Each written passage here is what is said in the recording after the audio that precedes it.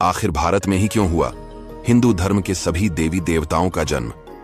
क्या ऐसा है कि कोई भी देवी देवता भारत के बाहर पहचाने नहीं जाते, या फिर इसके पीछे कोई गुप्त रहस्य छिपा है?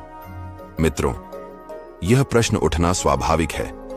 हमारे सनातन धर्म में ज्यादातर देवी देवताओं का संबंध भारत के विभिन्न प्रांतों से दिखाया जाता है, चाहे वह प्रभु श्री राम हो, जिन्होंने अयोध्या नगरी में अवतार लिया, या फिर भगवान श्री कृष्ण, जिन्होंने मथुरा नगरी को अपनी लीला भूमि बनाया।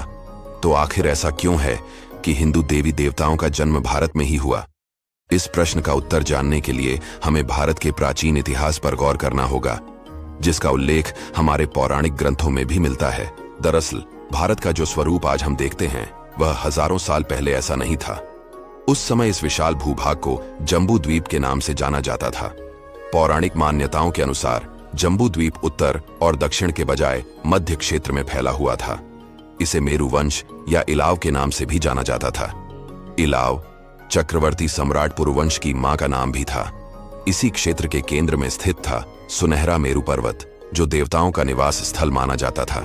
मेरु पर्वत के शिखर पर भगवान ब्रह्मा का नगर था, जिसे ब्रह्मपुरी कहा जाता था। इसके आसपास 8 और नगर थे, जिनमें से एक भगवान इंद्र और अन्य देवताओं का निवास स्थान था। ऐतिहासिक मान्यताओं के अनुसार राजा दुष्यंत और शकुंतला के पुत्र भरत के नाम पर ही इस देश को भारतवर्ष कहा गया। लेकिन उस समय का भारत, जिसे आज कई लोग अखंड भारत कहते हैं, भूगोल के दृष्टिकोण से काफी विस्तृत था। इसमें वर्तमान समय के पाकिस्तान, अफगानिस्तान, श्रीलंका, बांग्लादेश, भूटान, नेपाल, ईरान, इराक और चीन का कुछ हिस्सा भी शामिल था।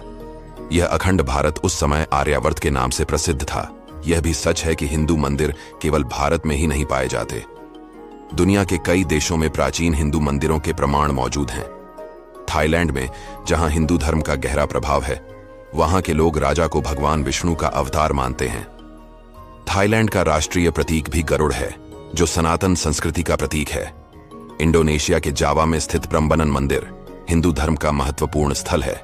यह मंदिर ब्रह्मा, विष्णु और महेश को समर्पित है और यूनेस्को की विश्व धरोहर सूची में भी शामिल है। इसके अलावा बाली के पूरा तमन सरस्वती मंदिर और जावा के सिंहस शिव मंदिर भी हिंदू धर्म की प्राचीनता के प्रमाण हैं।